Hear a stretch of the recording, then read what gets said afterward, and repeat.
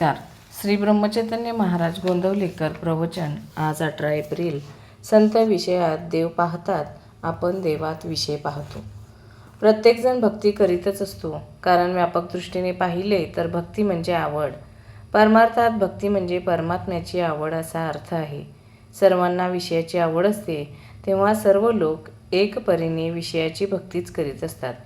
विषयाची आवड ही देहबुद्धीला धरून देहबुद्धी वाढवणारी आणि स्वार्थी असते. ही कमी झाल्याशिवाय परमात्म्याची आवड म्हणजे भक्ती उपजणे शक्य नाही.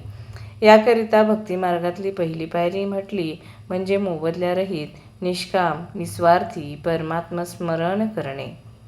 आणि शेवटची पायरी म्हणजे आपण स्वतःला विसरणे, देहबुद्धी विगलित होणे ही होय. देहरक्षण परमात्मा प्राप्तीकरिता करावे. केवळ विषय सेवनाकरिताच जगणे असेल तर त्यापेक्षा मेलेले काय वाईट. जयंत्यादी उत्सव आपण करतो ते भगवंताच्या ठिकाणी प्रेम उत्पन्न व्हावे म्हणून. मुळात प्रेम नसेल तर ज्याच्यावर प्रेम असते त्याला आपण तो उपचार करतो.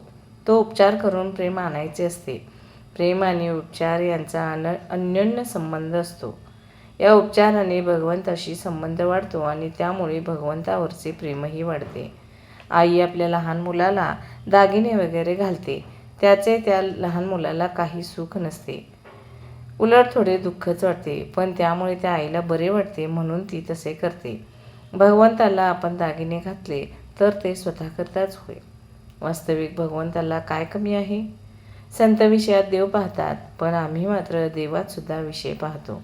रामाची मूर्ती काय उत्तम घडवली आहे, देऊळ किती सुंदर बांधले आहे वगैरे आम्ही म्हणतो. आमची वृत्ती विषयाकार बनली म्हणून आम्हाला जिकडे तिकडे विषयच दिसतो. संतांची वृत्ती राममयच असते, त्यांना सर्वत्र रामच दिसतो. 13 कोटी जप केला म्हणजे रामदर्शन होते असे म्हणतात.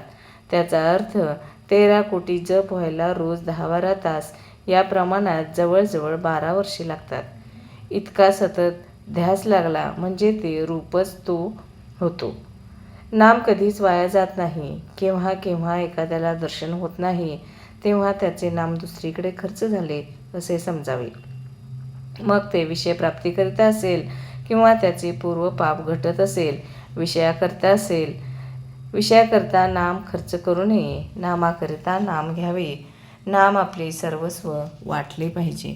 धन्यवाद.